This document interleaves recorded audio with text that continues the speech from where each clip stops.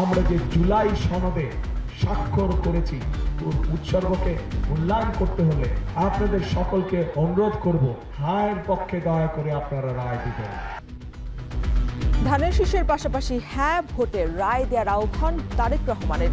সংস্কারে কোনো লুকোচুরি করেনি বিএনপি। চাঁদাবাজ যারা, তাদেরকে বলছি ভাই এটা হারাম, এই কাজ ছেড়ে দাও, যা করেছে তওবা করো। আমরা দুর্নীতিবাজদের অস্তিত্ব রাখবো না। নির্বাচিত হলে অস্তিত্ব থাকবে না চাঁদাবাজদের। কুমিল্লায় জামায়াতের আমির দুর্নীতিমুক্ত দেশ গড়ার প্রতিশ্রুতি।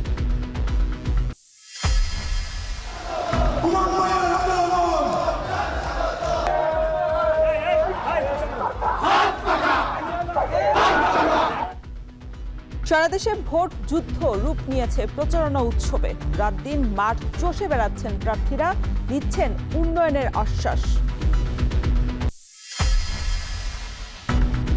এবং নির্বাচন ঘিরে বাড়ছে এআই দিয়ে বানানো ফেক ভিডিও এবং ফটোকার্ড। গুজব প্রতিরোধে বিশেষ সেল গঠনের পরামর্শ। ফেক নিউজের বিষয়গুলো যখন আসবে তখন আসলে কুইক রেসপন্স, মানে অনেকটা ইনসিডেন্ট রেসপন্সের মতোই একটা মেকানিজম থাকা দরকার।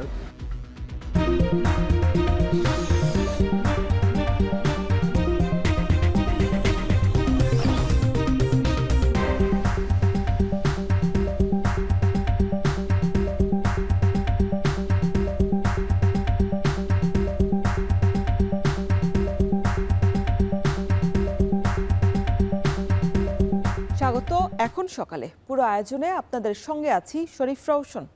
নির্বাচনী প্রচারণায় নেমে দলীয়ভাবে গণভোটে হ্যাঁ ভোটের পক্ষে রায় দেওয়ার আহ্বান জানিয়েছেন বিএনপির চেয়ারম্যান তারেক রহমান। রংপুরে ঐতিহাসিক কালেক্টরেট ময়দানে বিশাল জনসভায় অংশ নিয়ে শহীদ আবু সাইদের ত্যাগকে মূল্যায়ন করার কথা জানিয়েছেন তিনি।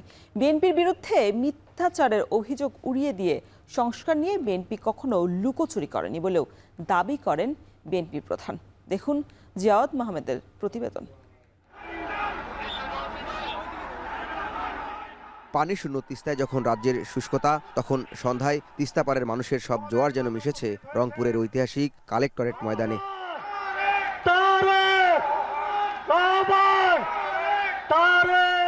উত্তরের জনপদের দিনভর অপেক্ষা ছিল তারেক রহমানের জন্য। সন্ধ্যা পেরিয়ে রাত গড়ালে অপেক্ষা আরও তীব্রতর হয়। 2 যুগ পর নির্বাচন সামনে রেখে তারেক রহমানের এই আগমন নেতাকর্মীদের পাশাপাশি বিভাগের 33টি সংসদীয় আসনের বিএনপি মনোনীত প্রার্থীদের জন্য ছিল বিশেষ মুহূর্তের। ইনশাআল্লাহ তাদেরকে আপনারা ধানের শীষ মার্কায় জয়যুক্ত করবেন।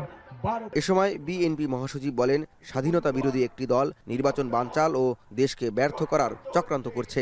একটি দল যারা 1971 সালে আমাদের স্বাধীনতাকে বিরোধিতা করেছিল, হত্যা করেছিল মানুষদেরকে, সেই দলটি আজকে আবার চক্রান্ত করছে বাংলাদেশের এই নির্বাচনকে বানচাল করে বাংলাদেশকে একটা ব্যর্থ রাষ্ট্রে পরিণত করতে।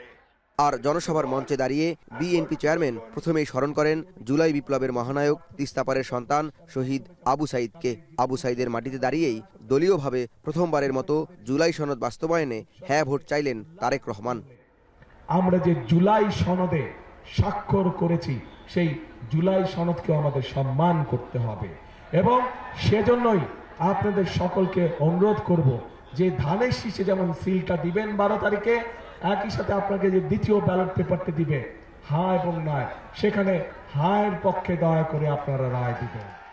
এদিন নানা সমালোচনারও জবাব দিলেন তারেক রহমান। সংস্কার নিয়ে বিএনপি লুকোচুরি করেনি উল্লেখ করে একটি দল বিএনপির নামে মিথ্যা প্রচার করছে বলেও মন্তব্য করেন তিনি।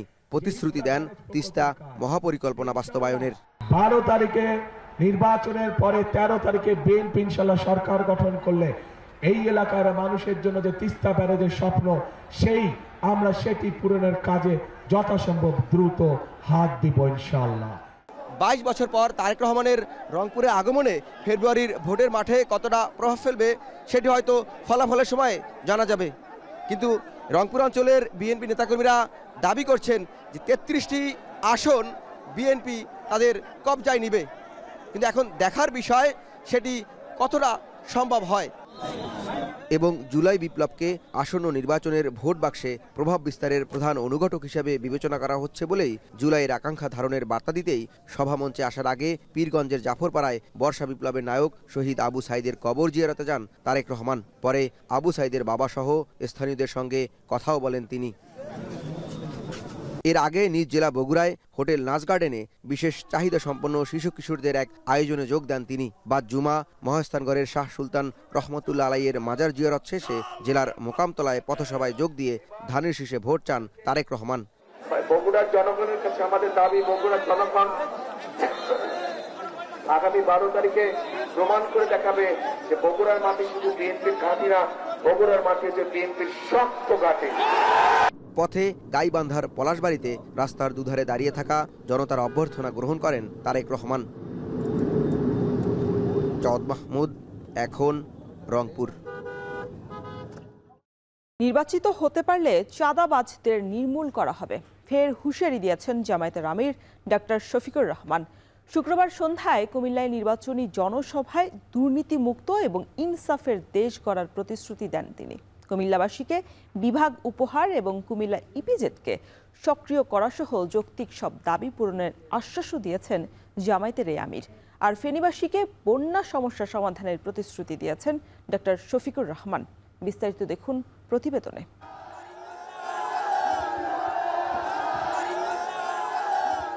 মোবাইলের ফ্ল্যাশের আলো আর স্লোগানে মুখর কুমিল্লা টাউন হল মাঠ। জনতার এই উচ্ছ্বাসই বলে দিচ্ছে আসন্ন নির্বাচনে ভোট দিতে তারা কতটা মুখিয়ে আছে। শুক্রবার সন্ধ্যায় কুমিল্লা জেলার বেশ কয়েকটি আসনের জামায়াত সহ 11 দলীয় ঐক্যের প্রার্থীদের সমাবেশের চিত্র এটি। সমাবেশে এনসিপির প্রার্থী হাসনাত আব্দুল্লাহ তারেক রহমানকে গণভোটের বিষয়ে তার দলের অবস্থান স্পষ্ট করার আহ্বান জানান। কেউ হাসিনার ফ্যাসিবাদ ফিরিয়ে আনতে চাইলে তাকেও একই পরিণতি ভোগ করতে হবে বলে হুঁশিয়ারি দেন তিনি।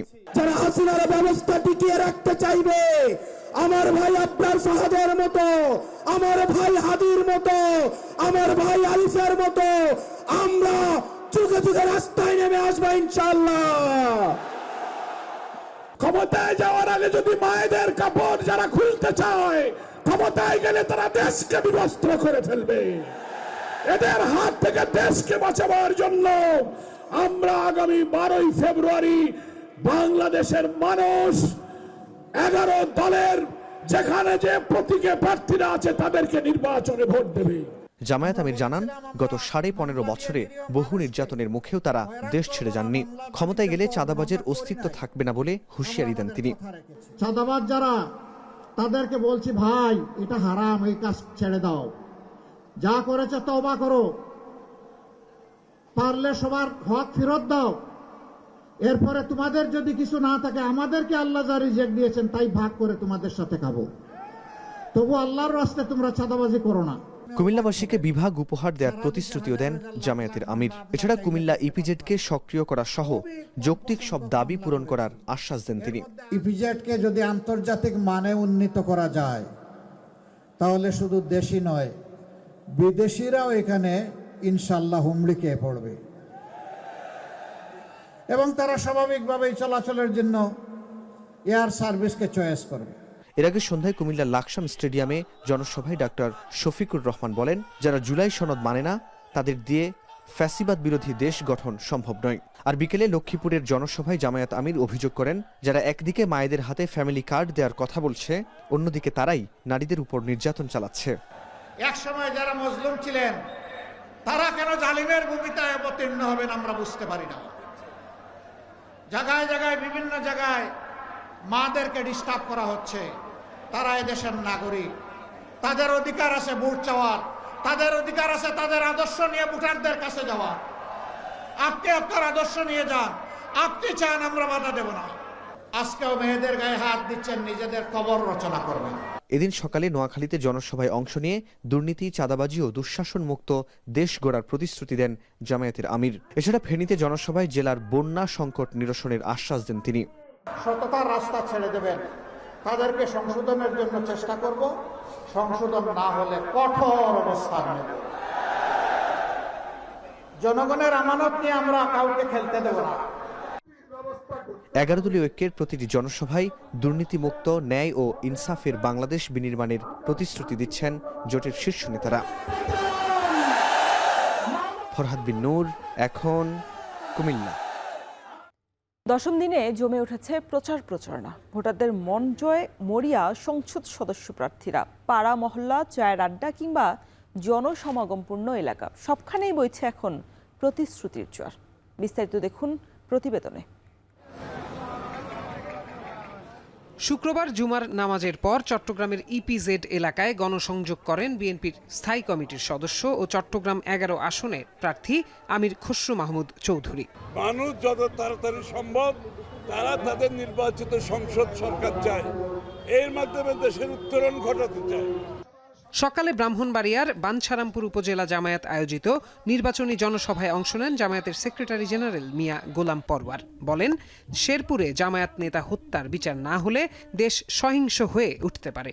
বিএনপির সন্ত্রাসীরা তার উপরে নিষ্ঠুরভাবে হামলা করে ত্রয়োদশ জাতীয় নির্বাচনের প্রকাশ্য প্রচারাভিযানের প্রথম হত্যাকাণ্ডের বিচার এই সরকারকে করতে হবে।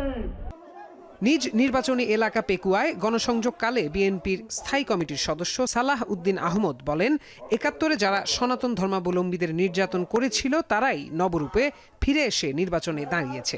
1971 সালে যাদের হাতে তারা নির্যাতিত হয়েছিল সেরকম একটি ধর্মভিত্তিক রাজনৈতিক দল আজকে নবরূপে নির্বাচনে দাঁড়িয়েছে। তাদের হাতে এই দেশের সকল নাগরিক নিরাপদ কিনা সেটা আপনাদের কাছে প্রশ্ন করে গেলাম।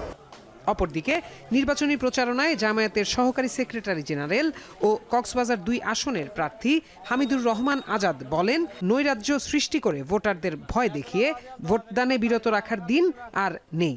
নির্বাচনের পরিবেশ যদি নিশ্চিত না হয় তাহলে সুষ্ঠু নির্বাচন সম্ভব হবে না। এজন্য নির্বাচন কমিশনকে আরো কঠোর হতে হবে। সুনামগঞ্জে নির্বাচনী প্রচারণায় সুনামগঞ্জ 2 আসনের জামায়াত প্রার্থী আইনজীবী শিশির মনির বলেন, নির্বাচনের প্রচারণার ক্ষেত্রে দেশ জুড়ে অনাকাঙ্ক্ষিত যা কিছু ঘটছে তার ইতি টানা দরকার। আরেকজনকে অপ্রাসঙ্গিক ওয়েতে বাধা দেওয়ার তো কিছু নাই। যদি আমার কোনো বক্তব্য থাকে আমারটাও আমি ক্রিয়েটিভ ওয়েতে মানুষের অ্যাটেনশন ড্র করার চেষ্টা করব।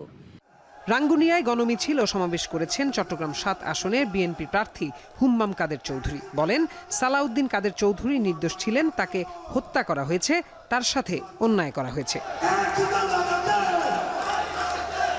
পঞ্চগড়ে নিজ নির্বাচনী আসনের বিভিন্ন এলাকায় গণসংযোগ ও পথসভা করেছেন সার্জিস আলম। হুমকি দিচ্ছে, চাঁদাবাজি করছে, জমি দখল করছে, ভয় দেখাইছে, এই লোক আগেকার মতোই আরেকটা স্বৈরাচার। চাঁপাইনবাবগঞ্জ 3 আসনে জামায়াত মনোনীত প্রার্থী নুরুল ইসলাম বুলবুল বিএনপি ঘোষিত ফ্যামিলি কার্ডকে এক ধরনের প্রতারণা বলে উল্লেখ করেছেন। সকল নাগরিকের ন্যায্য অধিকার ও নিরাপত্তা নিশ্চিত করা। গাজীপুর 2 আসনের প্রার্থী মাওলানা MA হানিফ সরকারের নির্বাচনী পথসভায় অংশ নিয়ে ইসলামী আন্দোলন বাংলাদেশের আমির মুফতি সৈয়দ মুহাম্মদ রেজাউল করিম বলেন, গত 54 বছর বাংলাদেশের মানুষের চাওয়া পাওয়া পূরণ হয়নি। আমার মা বোনদের কাছে দাওয়াত পৌঁছাবো এবং ইসলামের হাত পাকা প্রতীককে আমরা বিজয়ের জন্য আমরা ভোট দেব এবং তাদেরকে ভোট দেওয়ার জন্য আমরা চেষ্টা করব। ভোলার তজুমউদ্দিন উপজেলায় নির্বাচনী প্রচারণায় বিএনপির স্থায়ী কমিটির সদস্য ও ভোলা 3 আসনে বিএনপি প্রার্থী হাফিজ উদ্দিন বলেন, জামায়াত ইসলামী ধর্মের নামে ব্যবসা শুরু করেছে। বরিশাল 5 আসনে বাসদ প্রার্থী মনীষা চক্রবর্তী মাটির ব্যাংকে নির্বাচনী তহবিল সংগ্রহ করেছেন। নির্বাচনের তহবিল সংগ্রহে কয়েকশো ছোট মাটির ব্যাংক তুলে দেওয়া হয়েছে বাসদের নেতাকর্মী ও সমর্থকদের হাতে। প্রত্যয় দাস, এখন।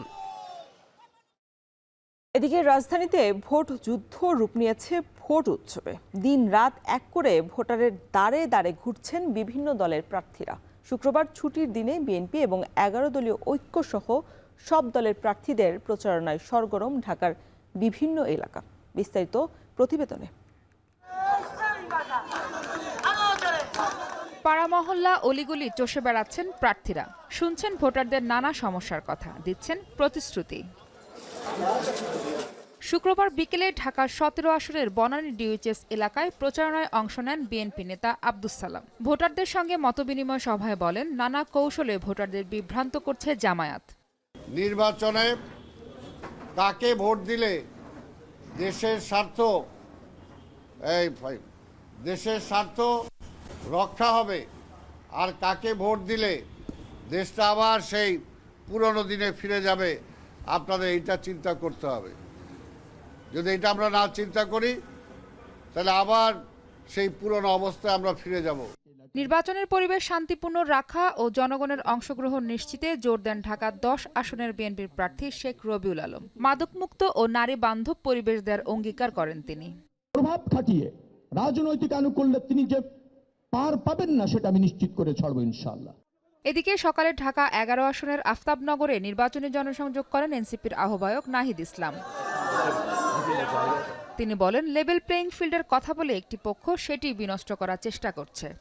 লেভেল প্লেইং ফিল্ডকে একটি দল নষ্ট করার চেষ্টা করছে, তারা আচরণবিধি ভাঙছে, তারা অন্য দলের প্রতিদ্বন্দ্বী প্রার্থীর উপরে হামলা করছে, তারা সমর্থকদের উপর হামলা করছে। শেরপুরে একজনকে হত্যা করা হয়েছে, তারা হত্যা করে লাশের উপর দিয়ে বাংলাদেশে ক্ষমতায় যেতে যাচ্ছে। ঢাকা 6 আসনের সূত্রাপুরে নির্বাচন সামনে রেখে জনসংযোগ করেন বিএনপি মনোনীত প্রার্থী ইশরাক হোসেন। এ সময় তিনি দেশে গণতন্ত্র পুনরুদ্ধারে সবাইকে সাথে নিয়ে কাজ করার প্রতিশ্রুতি ব্যক্ত করেন। আমরা ইদানিং লক্ষ্য করতে পারছি যে আমাদের প্রতিদ্বন্দ্বী এক বা একাধিক দল রয়েছে, তারা পরিবেশকে নষ্ট করার জন্য নানা রকম কুরুচিপূর্ণ বক্তব্য তাদের মিড লেভেলের এবং লোয়ার মিড লেভেলের এবং তাদের ছাত্র সংগঠনের লোকজন কথা বলছে। একই আসনে নির্বাচনী প্রচারণা চালায় বাংলাদেশ জামায়াতে ইসলামের প্রার্থী ডক্টর আব্দুল মান্নান। কোনো অপপ্রচারে কান না দেবার অনুরোধ জানিয়ে তিনি বলেন, নারীদের কর্মসংস্থান ও নিরাপত্তা দেবে জামায়াত। অনেকে বলে মা বোনদের নাকি আমরা ঘর থেকে বের হইতে দেব না। মা বোনদেরকে কর্মসংস্থান দেওয়া হবে, চাকরি দেওয়া হবে, ব্যবসা দেওয়া হবে, নিরাপদ পরিবেশ তৈরি করা হবে ইনশাআল্লাহ। ঢাকা 9 আসনের গোড়ানে প্রচারণা শেষে স্বতন্ত্র প্রার্থী ডাক্তার তাসনিম যারা বলেন, সুষ্ঠু ও নিরপেক্ষ ভোট হবে কিনা এই নিয়ে ভোটারদের মধ্যে উদ্বেগ কাজ করছে। ভোটারদের কাছ থেকে একটা শঙ্কার কথা বারবারই আসছে, সেটা হচ্ছে নির্বাচনে ওনারা নিরাপদে যেতে পারবেন কিনা, বিগত বছরগুলোর মতো আবার ভোট কেন্দ্র দখল হয়ে যাবে কিনা। এদিন ঢাকা 8 আসনে শাহবাগে জনসংযোগ করেন 11 দলীয় ঐক্য মনোনীত প্রার্থী এনসিপির মুখ্য সমন্বয়ক নাসির উদ্দিন পাটোয়ারি। এছাড়া ঢাকা 9 আসনে প্রচারণা চালান অ্যাডভোকেট জাবেদ মিয়া রাসিম সহ অন্য প্রার্থীরা। মাহফুজা বৃষ্টি, এখন ঢাকা। নোয়াখালীর 6 আসনের হাতিয়া এলাকায় স্লোগান দেয়া নিয়ে শুক্রবার সন্ধ্যা থেকে বিএনপি এবং এনসিপির মধ্যে দফায় দফায় সংঘর্ষের ঘটনা ঘটে। পৌর জামায়াতের সেক্রেটারি সহ উভয় পক্ষের অর্ধশতাধিক নেতাকর্মী আহত হন। আহতদের হাতিয়া উপজেলা কমপ্লেক্সে ভর্তি করা হয়েছে। হাতিয়ার নলছিড়া ফেরিঘাটে পূর্ব ঘোষিত ফেরি উদ্বোধন কর্মসূচিতে স্লোগান দেয়া নিয়েই এই সংঘর্ষের মূলত সূত্রপাত ঘটে। মধ্যরাত পর্যন্ত উপজেলার বিভিন্ন স্থানে উভয় পক্ষের থেমে থেমে মিছিল এবং সংঘর্ষ চলে। স্থানীয়রা জানান, বৃহস্পতিবার রাতে একটি ফেরির সঙ্গে এনসিপির প্রার্থী আব্দুল হান্নান মাসুদের শাপলা কলি প্রতীকের ব্যানার টাঙানো হলে স্থানীয় বিএনপির নেতাকর্মীরা আপত্তি জানায়। পরে শুক্রবার বিকেলে ফেরি উদ্বোধনের পেছনে নিজেদের কৃতিত্ব দাবি করা নিয়ে দুই দলের মধ্যে বাকবিতণ্ডা শুরু হলে তারা পাল্টাপাল্টি স্লোগান দেয়। এক পর্যায়ে মারামারিতে জড়িয়ে পড়েন তারা। সংঘর্ষে উভয় পক্ষের অর্ধশতাধিক আহত হয়েছেন।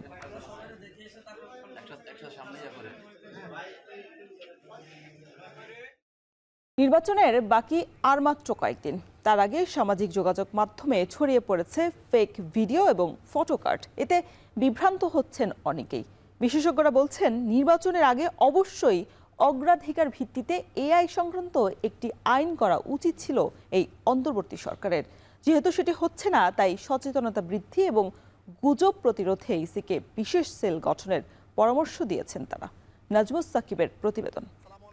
বিএনপি চেয়ারম্যান জনাব তারেক রহমান বলছি, কিছু সমস্যার কারণে আমার আগের পেজে পোস্ট করা যাচ্ছে না। গেল কিছুদিন ধরে এমন সব ফেক ভিডিও সামাজিক যোগাযোগ মাধ্যমে ছড়িয়ে পড়ছে, অথচ আর কিছুদিন পরে ত্রয়োদশ জাতীয় সংসদ নির্বাচন। আমার মেয়ে জাইমা রহমানের জন্মদিন উপলক্ষে সবাইকে 20,000 টাকা করে দেয়া হবে। এসব ভিডিওর মাধ্যমে একদিকে যেমন ছড়াচ্ছে অপতথ্য, অন্যদিকে নির্বাচনে অংশ নেওয়া দল বা প্রার্থী সম্পর্কেও ছড়িয়ে পড়ছে নানা গুজব। কথায় আছে, অল্প জলের মাছ বেশি লাফায়। তারা 1 বছর আগেও রাজনীতি কি তা বুঝতো না। কেবল ভিডিও নয়, গণমাধ্যমের লোগো ব্যবহার কিংবা ভুল বানান ব্যবহার করে হুবহু টেলিভিশন বা পত্রিকার নামেও সামাজিক যোগাযোগ মাধ্যমে ছড়িয়ে দেওয়া হচ্ছে ভুয়া ফটোকার্ড, ফলে বিভ্রান্ত হচ্ছেন ভোটাররা। এত দ্রুত এসব ভিডিও বা ফটোকার্ড ছড়াচ্ছে যে বেশিরভাগ মানুষই এর সত্যতা যাচাই করতে পারছে না। আবার এআই কন্টেন্ট নিয়ে সাধারণ মানুষের ধারণাও পর্যাপ্ত নয়। শহরে যতটা এআই ব্যবহার তাও বুঝতে পারা যায়, কিন্তু গ্রামের মানুষ অতটা এআই ব্যবহার সম্পর্কে অবগত নয়। রাজনৈতিক সমালোচনা, আলোচনা এগুলো দেখতে চেয়েছি, রাজনৈতিক প্রতিহিংসা দেখতে চাইনি। কিন্তু এআইয়ের মাধ্যমে একটা শ্রেণী মানে তারা কর্ম পেয়েছে এটা করার, ফেক ভিডিও বানাচ্ছে যেগুলো আমাদের চোখের সামনে প্রতিনিয়ত আসছে। আমরা বুঝতে পারলেও অনেকেই হয়তো বা বুঝতে পারবে না যে কোনটা রিয়েল ভিডিও কোনটা এআই ভিডিওস। তো সেই ক্ষেত্রে আমাদের ভোটের উপরে একটা প্রভাব পড়বে, মতামতের উপরে প্রভাব পড়বে। পিআর পদ্ধতি নির্বাচন সম্পর্কে আপনার মতামত কি? পিআর পদ্ধতি জনগণের অধিকার পুরোপুরি নিশ্চিত করতে পারবে না। গেল অক্টোবর থেকে ডিসেম্বর ৩ মাসে ১,৪৪১টি ভুল তথ্য শনাক্ত করেছে ফ্যাক্ট চেক প্রতিষ্ঠান রিউমার স্ক্যানার। প্রতিষ্ঠানটি বলছে প্রায় ১,৫০০ ভুল তথ্যের মাধ্যমে ৯৫৬টি ছিল রাজনৈতিক। এর মধ্যে কেবল ডিসেম্বরে রাজনীতি ও নির্বাচন নিয়ে ভুল তথ্য ছিল ৪৪৬টি। ইন্ডিয়া এটাকে প্রমোট করছে যে আমরা এআই নিয়ে কাজ করা বাংলাদেশি গবেষক বলছেন, নির্বাচনের আগে অবশ্যই অগ্রাধিকার ভিত্তিতে এআই সংক্রান্ত একটি আইন করা উচিত ছিল অন্তর্বর্তী সরকারের। এতে রাজনৈতিক অপপ্রচার ও নির্বাচনী গুজব অনেকটাই রোধ করা সম্ভব হতে বলে মনে করেন তিনি। কন্টেন্ট তৈরি করা হচ্ছে, মানুষকে কনফিউজ করা হচ্ছে, ফেক কন্টেন্ট ছড়ানো হচ্ছে, গুজব ছড়ানো হচ্ছে। তার মানে কি, এআইয়ের মাধ্যমে ভালো কাজ যেমন করা যায়, খারাপ কাজও করা যায়। তাহলে এআই রেগুলেটরি কাজটা হচ্ছে কোন কাজটা আমরা এআই দিয়ে করতে পারবো সেটা রাইট হবে, কোন কাজটা এআই দিয়ে করলে রং হবে, সেজন্য এআই রেগুলেটরি লাগবে। আর ঢাকা বিশ্ববিদ্যালয়ের এই অধ্যাপক বলছেন, নির্বাচনে এআই সংক্রান্ত ভিডিও যাতে দ্রুত শনাক্ত করা যায় সেজন্য নির্বাচন কমিশনের আলাদা পোর্টাল চালু করা প্রয়োজন, যেখানে লিঙ্ক দিলেই জানা যাবে ভিডিও বা ছবিটি আসল নাকি ভুয়া। প্রচারণাটা কিন্তু এবার চোখে পড়ছে না এবং এটা হয়তো কিছুটা কম। সো যেহেতু ডিজিটাল মিডিয়াতে হচ্ছে, সো সোশ্যাল মিডিয়াকে হেভিলি ব্যবহার করা হচ্ছে। এই ধরনের ফেক নিউজের বিষয়গুলো যখন আসবে তখন আসলে রেসপন্সিবল অথরিটি থেকে কুইক রেসপন্স, মানে অনেকটা ইনসিডেন্ট রেসপন্সের মতোই একটা মেকানিজম থাকা দরকার। প্রযুক্তি বিশেষজ্ঞরা বলছেন, নির্বাচনের আগে অল্প সময়ের মধ্যে যেহেতু বড় কোনো পদক্ষেপ নেওয়া কঠিন, সেজন্য বড় ধরনের ষড়যন্ত্র রুখতে এআই নিয়ে সামাজিক সচেতনতা বাড়ানো জরুরি। এজন্য নির্বাচন কমিশন, সরকার সহ রাজনৈতিক দলগুলোকেও এগিয়ে আসতে হবে বলে মত তাদের। সচেতনতা তৈরির জায়গাটা, সেই জায়গাটাতে আমাদের হয়তো একটু ঘাটতি ছিল। আর একটু প্রচারণা করলে আর মানুষকে আরেকটু সচেতন করতে পারলে হয়তো এটার যে ক্ষতিকর প্রভাব সেখান থেকে হয়তো আরেকটু আমরা বাইরে থাকতে পারতাম। এখন সময় আছে, এখন মনে হয় সেই জায়গাটাই বেশি গুরুত্ব দেওয়া উচিত। এখন শেষ সময়ে এটা প্রতিরোধ করা বা বন্ধ করার চেষ্টা করে এটা খুব বেশি সফলতা এখন আসবে না। নির্বাচনের আগে এআই এর যে ব্যবহার সেটা বেড়েছে, তবে সামাজিক যোগাযোগ মাধ্যমে দেখা যাচ্ছে অধিকাংশই ফেক ভিডিও তৈরি হচ্ছে এআই এর মাধ্যমে। যেহেতু সামনে নির্বাচন, এই নির্বাচনের আগে যেহেতু এআই ভিডিও ছড়িয়ে যাচ্ছে, এতে নির্বাচন নানাভাবে ব্যাহত হতে পারে। তাই নির্বাচন কমিশনকে এ ব্যাপারে পদক্ষেপ নেওয়ার জন্য আহ্বান করছেন বিশেষজ্ঞরা। নাজমুস সাকিব, এখন, ঢাকা। প্রথমবার পোস্টাল ব্যালটে স্থানীয় ভোটারদের মতো ভোট দিতে পেরে খুশি নাটোর জেলার প্রবাসীরা। তবে কমিশনের সময়ের মধ্যে পোস্টাল ব্যালট দেশে পৌঁছানো নিয়েও রয়েছে শঙ্কা, যদিও প্রবাসীদের ভোট সমন্বয় করা হয়েছে কমিটি। মাহবুব হোসেনের প্রতিবেদন, ছবি তুলেছেন জাহিদুল ইসলাম সুমন। বিশ্বের অন্তত ১০৪টি দেশে অবস্থান করছে নাটোর জেলার প্রবাসীরা, যাদের অধিকাংশই সৌদি আরব, মালয়েশিয়া, কাতার, দুবাই সহ মধ্যপ্রাচ্য এবং ইউরোপীয় দেশগুলোতে। তবে প্রথমবার পোস্টাল ব্যালটে ভোট দিতে ইতোমধ্যে কমিশনের পোস্টালে নিবন্ধন করেছে নাটোরের অন্তত ১১,১৪১ জন প্রবাসী। এর মধ্যে ৯,৩৪৩ জন পুরুষ এবং নারী ভোটার রয়েছে ১,৭৯৮ জন। নাটোরের বেশিরভাগ প্রবাসী পোস্টাল ব্যালট পেয়েছেন, ভোটও দিয়েছেন কেউ কেউ। বিদেশে থেকেও জেলার স্থানীয় পছন্দের প্রার্থীদের ভোট দিতে পেরে খুশি তারা। সে সাথে পোস্টাল ব্যালট যেন ঠিকমতো পৌঁছে যায় সে দাবিও প্রবাসীদের। প্রবাসের মাটিতে বসে দেশের জাতীয় সংসদ নির্বাচনে নিজেদের ভোটাধিকার প্রয়োগ করতে পারছি, এটা খুবই একটা এক্সাইটিং ফিলিংস আমাদের কাছে। আমরা মালয়েশিয়া প্রবাসী, ধন্যবাদ বাংলাদেশ নির্বাচন কমিশনকে, যে পোস্টাল ভোট বিধির মাধ্যমে আমাদেরকে ভোট প্রদান করার সুযোগ করে দিয়েছে। ভোটটা যাতে সঠিকভাবে আমরা দেই এবং সঠিকভাবে যেন পৌঁছায়, গণনার মধ্যে আওতায় থাকে, এই দৃষ্টি আকর্ষণ করব সরকারের। তবে পোস্টাল ভোটে কিছু প্রতিবন্ধকতা থাকায় কতটা জনপ্রিয় করতে পারে এবারের পোস্টাল ভোট, সে প্রশ্ন থেকেই যাচ্ছে। তবে ইসির নির্দেশনা অনুযায়ী পোস্টাল ভোটের জন্য সব ধরনের প্রস্তুতি সম্পূর্ণ করেছে রিটার্নিং কর্মকর্তার কার্যালয়।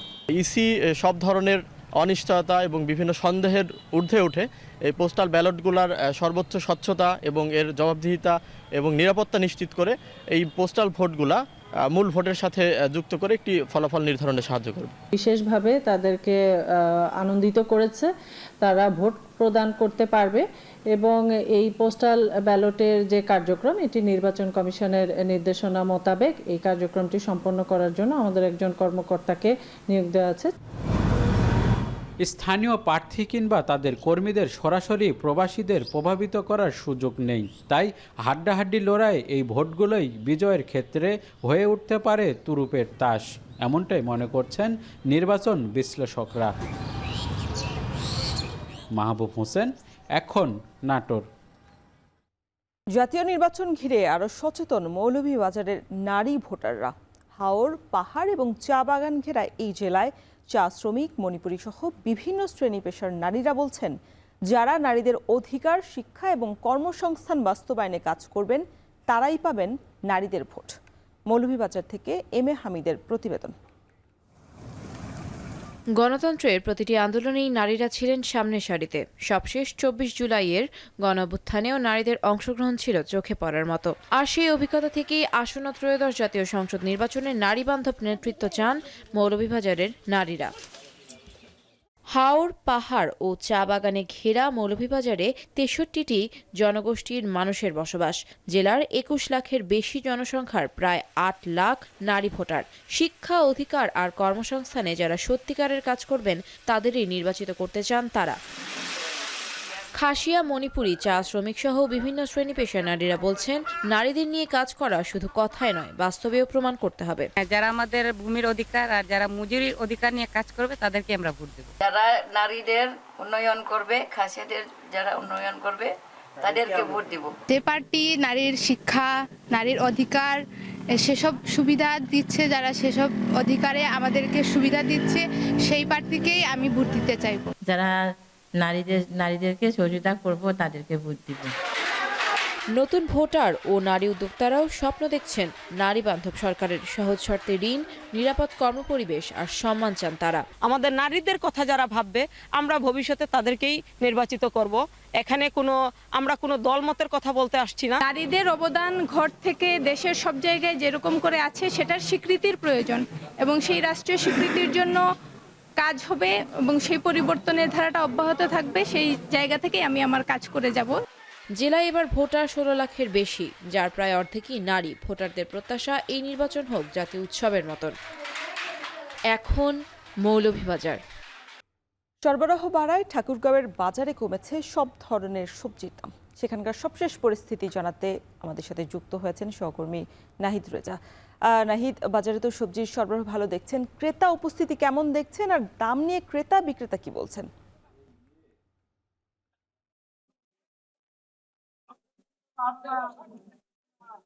ধন্যবাদ রওশন আপনাকে।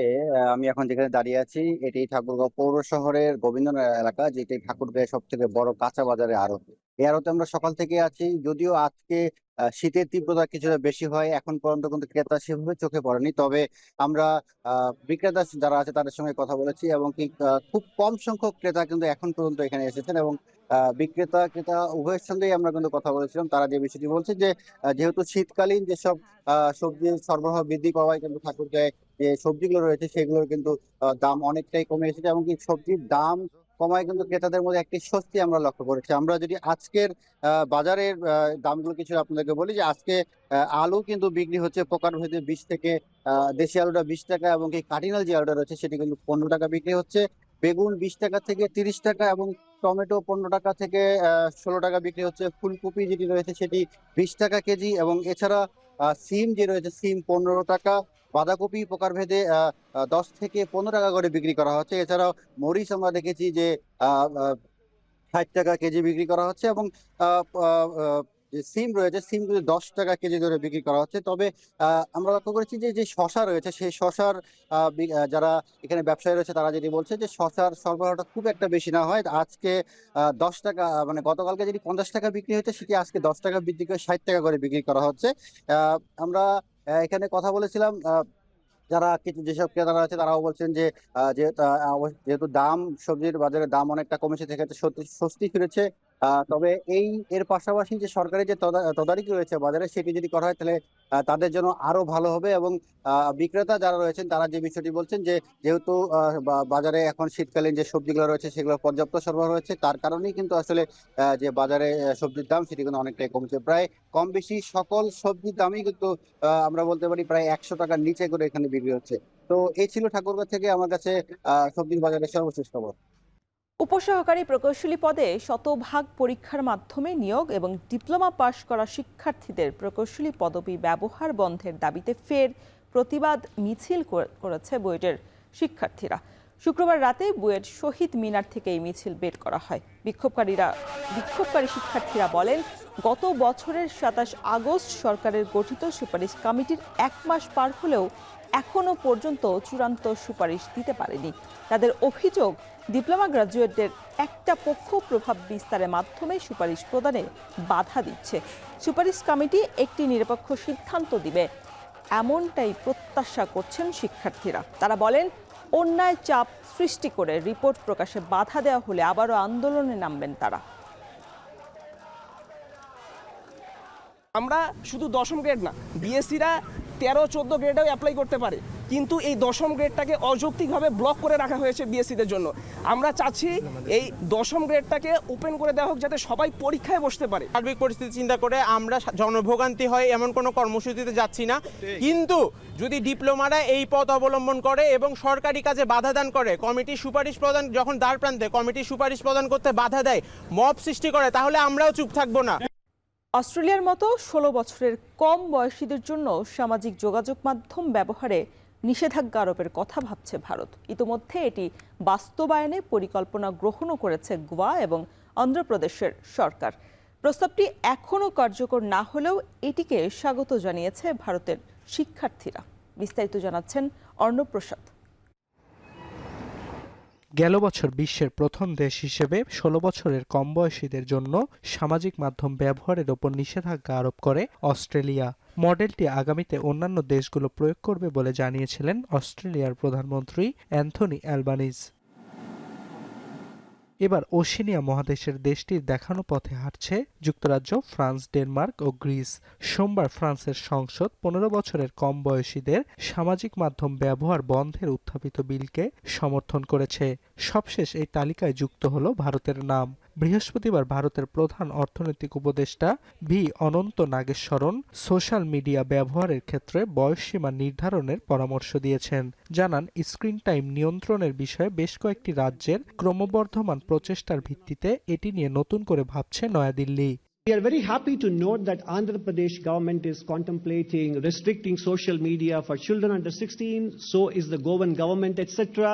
But it is again a matter of policy and conscious choices to be made by citizens themselves, because exposure to screen time, sedentary lifestyle, ultra-processed food consumption increase the risk of anxiety and suicidal thoughts significantly. এখনো কার্যকর না হলেও প্রস্তাবটিকে স্বাগত জানিয়েছে ভারতের শিক্ষার্থীরা। According to me, the ideal age should be around 16 to 18 years old, because at that time the children get more matured and more mentally strong and will know the consequences of its uses.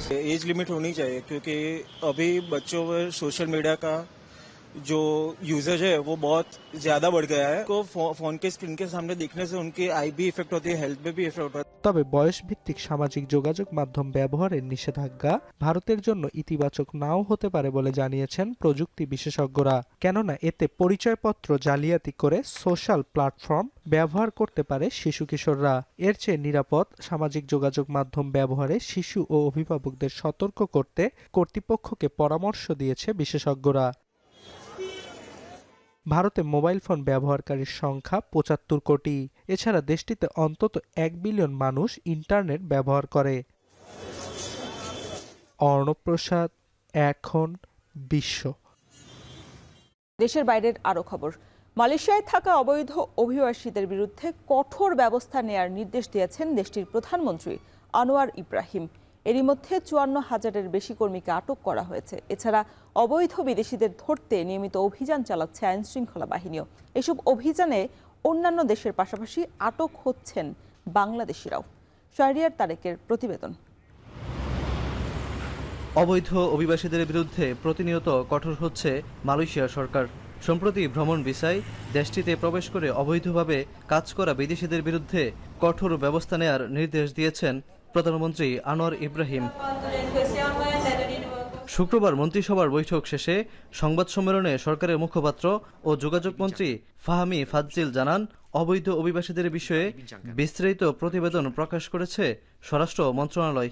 Perkosaan terhadap warga asing, pelawat-pelawat yang telah menyalahgunakan pas sosial ataupun kelonggaran dari segi pemberian visa untuk bekerja, mereka akan diambil tindakan yang tegas. স্বরাষ্ট্র মন্ত্রণালয়ের তথ্য মতে গেল বছর থেকে এখন পর্যন্ত ভ্রমণ ভিসা অপব্যবহারকারী 54,000-এর বেশি বিদেশির বিরুদ্ধে আইনগত ব্যবস্থা নেওয়া হয়েছে। সাম্প্রতিক এক অভিযানে 56 বাংলাদেশি সহ 218 বিদেশিকে আটক করা হয়েছে।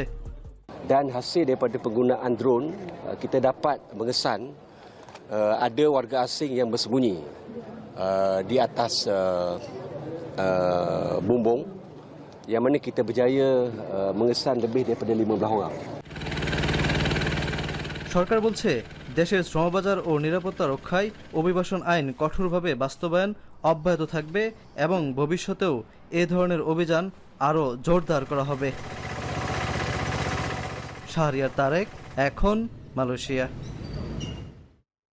আইফোনের নতুন সংস্করণ 17 সিরিজ আসার পর থেকেই 4 মাসের মধ্যে প্রত্যাশার চেয়েও বেশি মুনাফা করেছে অ্যাপল।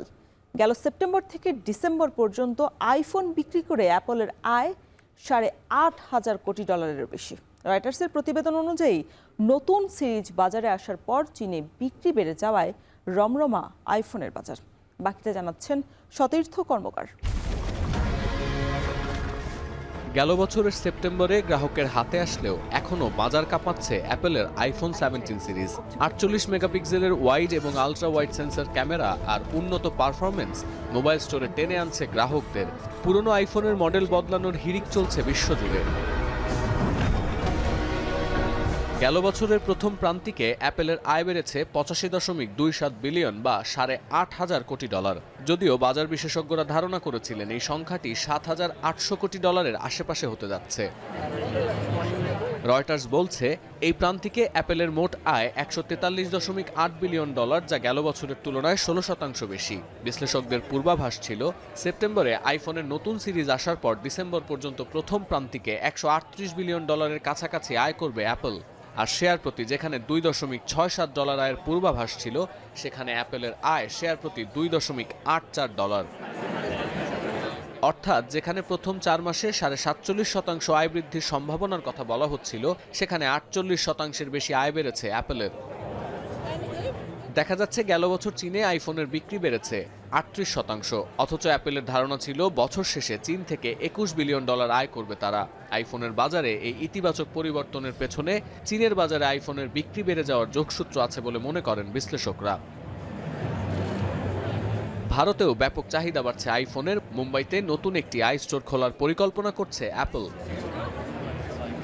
অ্যাপলের প্রধান নির্বাহী টিম কুক জানান, আইফোনের জন্য গ্রাহকদের অভাবনীয় সাড়া পাওয়া যাচ্ছে। তবে আইফোনের বিক্রি বাড়লেও চাহিদা কমেছে অ্যাপলের অন্যান্য অ্যাক্সেসরিজের। সতীর্থ কর্মকার, এখন বিশ্ব। এবার খেলা প্রসঙ্গ।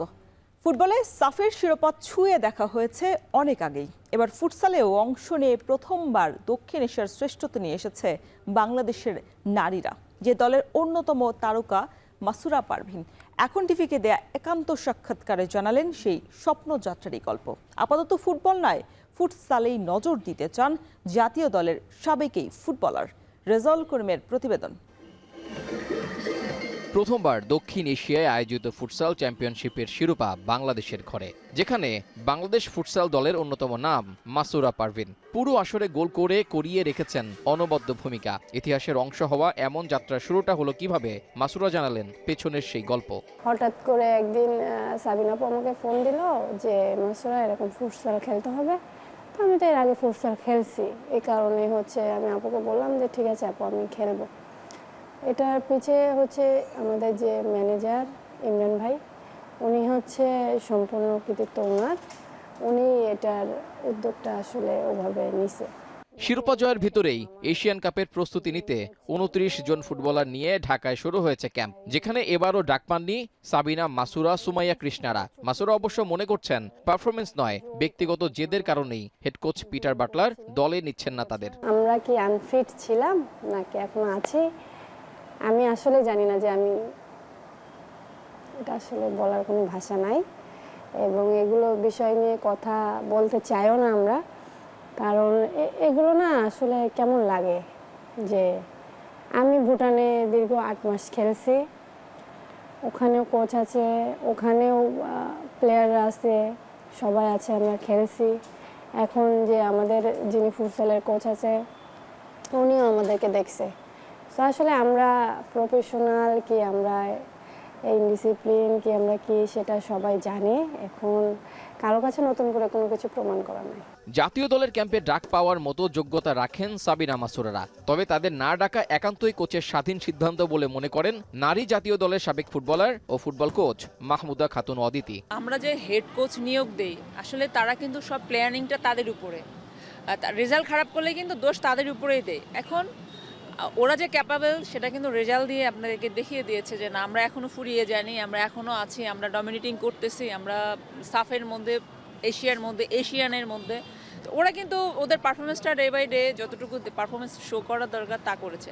এখন দিন শেষে আপনার যে মূল নীতি নির্ধারক, এই টিমটা যে পরিচালনা করবে, তার যে ফিলোসফি, তার যে গেম প্লেয়ারিং, তার সাথে যদি কোনো প্লেয়ারের ম্যাচ না হয়, এটা আপনি আমি বলে কিছু করতে পারবো না। সাবিনা, মাসুরা, সুমাইয়া কৃষ্ণারা বাংলাদেশের নারী ফুটবল দলের সম্পদ। অবহেলা কিংবা অনাদরে তারা যাতে ফুটবল থেকে হারিয়ে না যায় সেদিকে নজর রাখতে হবে বাংলাদেশ ফুটবল ফেডারেশনকে, এমনটাই মনে করেন দেশের ভক্ত সমর্থক থেকে শুরু করে সংশ্লিষ্টরা। রেজাউল করিম, এখন, ঢাকা। বাংলাদেশের নিরাপত্তার শঙ্কা আমলে না নিয়ে বিশ্বকাপ থেকে বাদ দেওয়া হলেও এবার ভারতে বিশ্বকাপ আয়োজন নিয়ে জোরে সোরে প্রশ্ন উঠতে শুরু করেছে। নিপা ভাইরাস সংক্রমণে দেশটির দিকে বাড়তি নজর রাখছে ইংল্যান্ড এবং অস্ট্রেলিয়া। গুঞ্জন উঠেছে সংক্রমণ এড়াতে ভারত সফরে আপত্তি জানাতে পারে ক্রিকেটের বড় এই দুই দেশ। বিস্তারিত জানাচ্ছেন জুবায়ের আহমেদ। শুরুতে নিছক গুঞ্জন থাকলেও সময় যতই গড়াচ্ছে ভারতে বিশ্বকাপ আয়োজন নিয়ে ততই প্রশ্ন বাড়ছে। দেশটিতে প্রাণঘাতী নিপা ভাইরাসের সংক্রমণ এখন বৈশ্বিক গণমাধ্যমের খবর। টি-20 বিশ্বকাপের মাত্র 1 সপ্তাহ আগে যা দুশ্চিন্তা তৈরি করেছে ইংল্যান্ড এবং অস্ট্রেলিয়ার মতো দেশে। পাকিস্তানের গণমাধ্যম জিএনএন নিউজের এক অনুষ্ঠানে দাবি করা হয়েছে এরই মাঝে ভারতে বিশ্বকাপ খেলার প্রশ্নে আপত্তি জানিয়েছে ইংল্যান্ড। নিপা ভাইরাসের সংক্রমণ আমলে নিয়ে এমন আপত্তি তাদের। ব্রিটেনের গণমাধ্যম দ্য ইন্ডিপেন্ডেন্টের খবরে উঠে এসেছে ব্রিটিশ সরকারের এমন উদ্বেগের প্রসঙ্গ। সেখানকার স্বাস্থ্য মন্ত্রণালয়ের পক্ষ থেকে এরই মাঝে ভারত সফর নিয়ে সতর্কতা জারি করা হয়েছে। অবশ্য শুধু ইংল্যান্ডেই না, অস্ট্রেলিয়াতেও ভারতের নিপা ভাইরাস প্রসঙ্গে সতর্কতা জারি করা হয়েছে। দেশটির স্বাস্থ্যমন্ত্রী মার্ক বাটলার জানিয়েছেন ভারতে নিপা ভাইরাস পরিস্থিতি নিবিড়ভাবে পর্যবেক্ষণ করছে তারা। সব মিলে এখন পর্যন্ত ভারতে পশ্চিমবঙ্গে প্রায় 200 জন নিপা ভাইরাসের সংস্পর্শে এসেছেন বলে ধারণা করা হচ্ছে। রাজ্যটিতে বিশ্বকাপের মোট 6টি ম্যাচ অনুষ্ঠিত হওয়ার কথা রয়েছে। বিরল প্রজাতির এই ভাইরাসে সংক্রমিত হয়ে মৃত্যুর হার প্রায় 45 থেকে 75%। সামগ্রিক পরিস্থিতিতে তাই বাড়তি সতর্কতা অবলম্বন করতে হচ্ছে সব দেশকেই। জুবায়ের আহমেদ, এখন। শেষ করছি এখন সকাল। তার আগে শিরোনামগুলো জানিয়ে দিচ্ছি আরও একবার। আমরা যে জুলাই সনদে স্বাক্ষর করেছি উৎসর্গকে মূল্যায়ন করতে হলে আপনাদের সকলকে অনুরোধ করব, হায়ের পক্ষে দয়া করে আপনারা রায় দিবেন। ধানের শীষের পাশাপাশি হ্যাঁ ভোটের রায় দেওয়ার আহ্বান তারেক রহমানের। সংস্কারে লুকোচুরি করেনি বিএনপি। চাঁদাবাজ যারা, তাদেরকে বলছি ভাই এটা হারাম, এই কাজ ছেড়ে দাও, যা করেছে তওবা করো, আমরা দুর্নীতিবাজদের অস্তিত্ব রাখবো না। নির্বাচিত হলে অস্তিত্ব থাকবে না চাঁদাবাজদের। কুমিল্লায় জামায়াতের আমির দুর্নীতিমুক্ত দেশ গড়ার প্রতিশ্রুতি।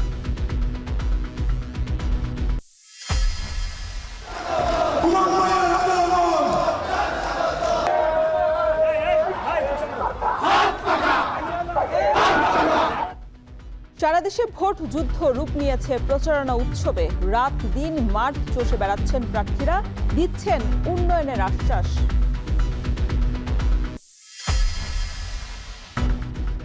এবং নির্বাচন ঘিরে বাড়ছে এআই দিয়ে বানানো ফেক ভিডিও এবং ফটোকার্ড। গুজব প্রতিরোধে বিশেষ সেল গঠনের পরামর্শ।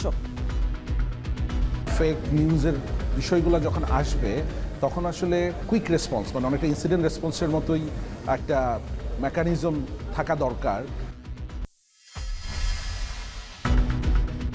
এই ছিল এখন সকালের আয়োজন। এখন টেলিভিশন ওয়েবসাইটে দেখতে ভিজিট করুন www.ekhon.tv। যারা ফেসবুকে যুক্ত থাকতে ভিজিট করুন facebook.com/tv.ekhon এবং ইউটিউবে সরাসরি দেখতে ভিজিট করুন youtube.com/ekhon।